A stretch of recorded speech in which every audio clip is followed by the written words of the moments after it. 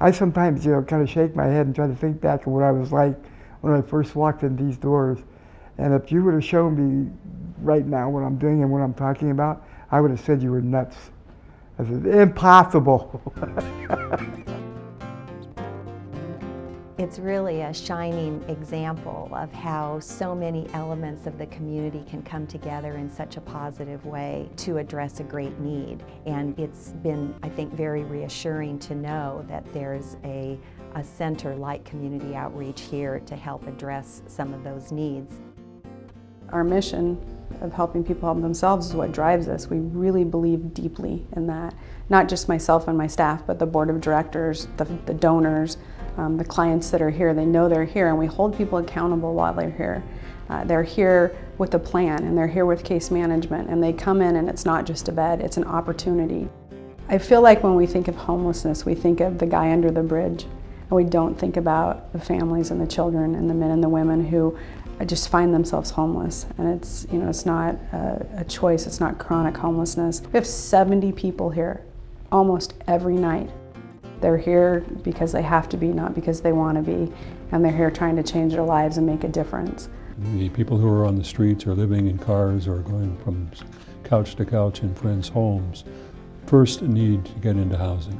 Then they can work on their other issues, jobs, addictive problems, mental illness, medical problems, but housing comes first. Homelessness affects everyone, and Community Outreach is the only shop in town, so to speak, that services kids all the way through, adults. And without it, those folks wouldn't have a fighting chance. Mostly it's reliant upon the people of the community to support it financially. And if they don't support it financially, some of the people who we see every day will be back out on the streets. And we'll have to support them in a more expensive way because they tend to end up in jail, in the emergency room, and other places that are much more expensive than the services that COI provides. All of our services are offered free of charge if you have no ability to pay. And it's something we pride ourselves on, is that we're in the business of helping people, not just helping people who have a little bit of money or funding behind them. I was just astounded at the scope of programs and the number of people served, and was really impressed with the emphasis on families, on helping children, and especially in helping people who had made a commitment to helping themselves. We offer an umbrella of services, which means that each of these services can work independently or they can work together. Understanding that if you give somebody their basic human needs and make sure that they're met, those basic human needs of food, shelter, medical care, then they have an opportunity to grow and flourish. So ultimately we have a medical clinic, a dental clinic, psychiatric care, diabetes education, chiropractic care, dermatology, and women's health. Those clinics serve about 3,000 people a year. Then we also offer case management services, daycare, childcare, drug and alcohol treatment, mental health treatment, life skills classes. Obviously shelter is a big one. We offer day services. Our day services consist of a shower and a warm meal 3 times a day for folks in the community who don't want to stay in shelter but still need access to those basic human needs. We offer food banks, mail services, a phone, document storage, crisis information and referral line where folks can come in and, something as basic as my heat's going to get cut off, who should I call?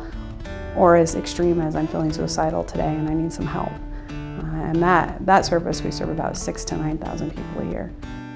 I'm very humbled by the staff that works here and the volunteers that serve.